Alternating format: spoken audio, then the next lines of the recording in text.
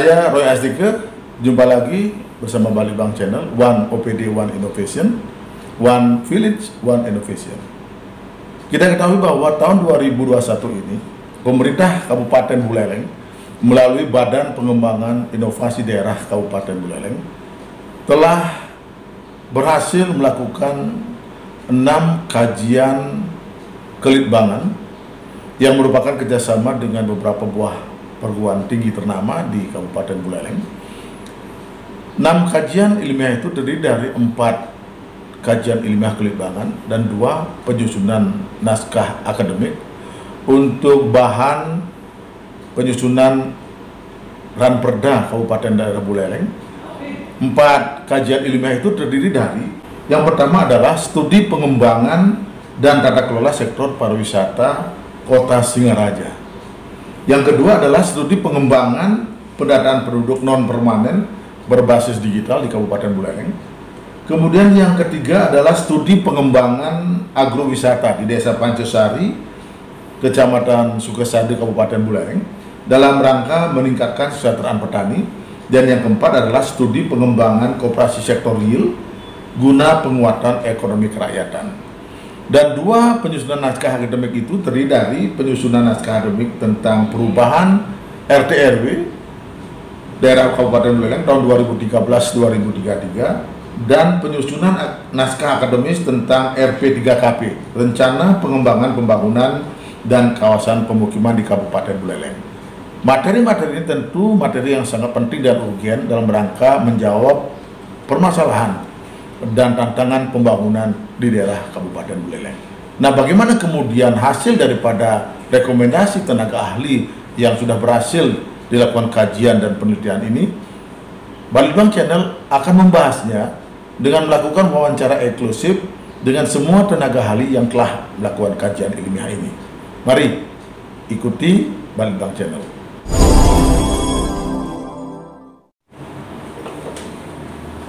Sahabat Balitbank Channel, hari ini telah hadir tenaga ahli dari Universitas Pendidikan Ganesha Undiksa Singaraja. Beliau adalah Ibu Putu Indah Ramawati, MBis PhD. Kamu swastiastu?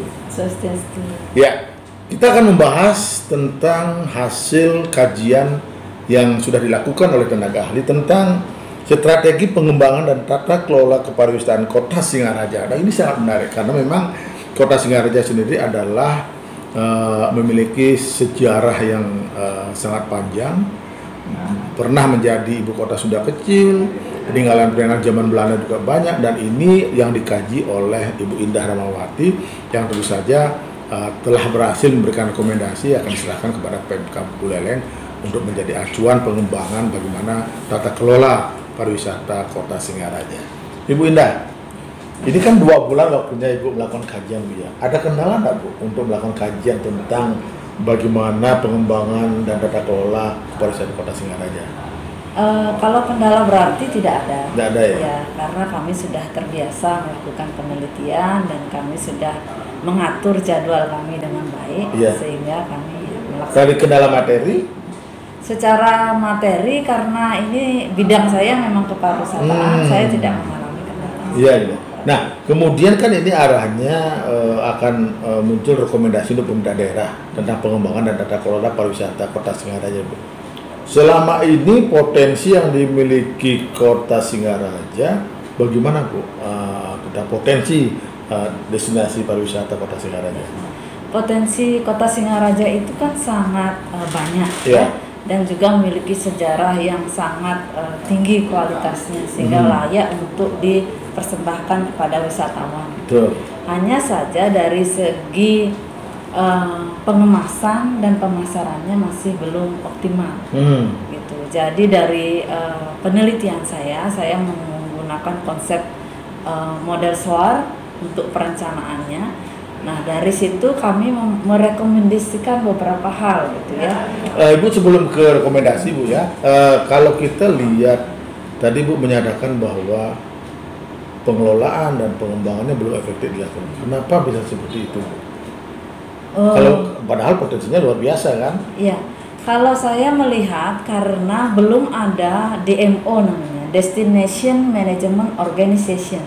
belum ada benar-benar organisasi yang bisa mengelola secara profesional.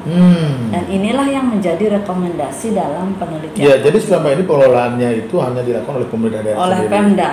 Sedangkan menurut saya Pemda itu banyak sekali pekerjaan terutama di administrasi. Iya. Sehingga Tidak fokus ya. Tidak fokus. Dan kemampuan pemasarannya masih menurut saya masih belum optimal gitu.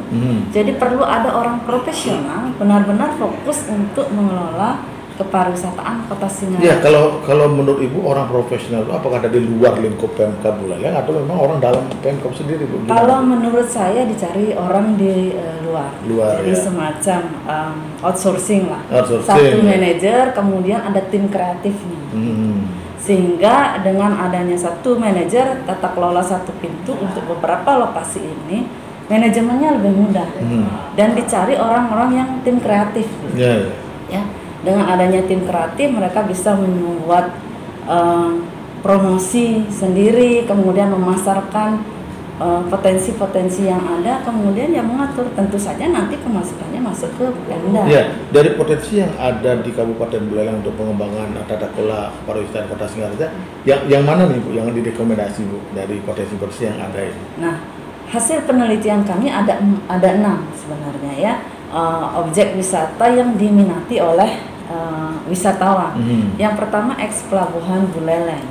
Kemudian ada Puri Buleleng. Kemudian ada Pasar Banyuasri. Monumen Triyuda Sakti. Kemudian Pantai Penimbangan. Jadi ini adalah hasil survei kami terhadap 300 responden. Sehingga bukan hanya saya saja yang berpendapat, tapi responden gitu. Nah, kemudian yang menarik kan tentu saja dari potensi itu Ibu akan memberikan rekomendasi kepada pemerintah daerah bagaimana mengelola, bagaimana tata kelola pariwisata Kota Singaraja dan bagaimana pemasarannya. Artinya bagaimana potensi-potensi itu kemudian dia bisa menghasilkan nilai tambah pemasukan untuk pendapatan asli daerah Buleleng. Nah, ini yang ditunggu-tunggu adalah 5 rekomendasi yang Ibu berikan apa saja, Bu? Yang pertama adalah pangsa pasar. Pangsa pasar. Konsep pengembangan kepariwisataan untuk Kota Singaraja adalah sebagai wisata edukasi dan heritage. Ya, jadi pangsa pasar kalau sudah edukasi dan heritage itu adalah siswa dan mahasiswa. Ya, jadi atraksi yang kita suguhkan sesuai dengan pangsa pasar yang dominan ini. Apa sih yang menarik untuk siswa dan mahasiswa?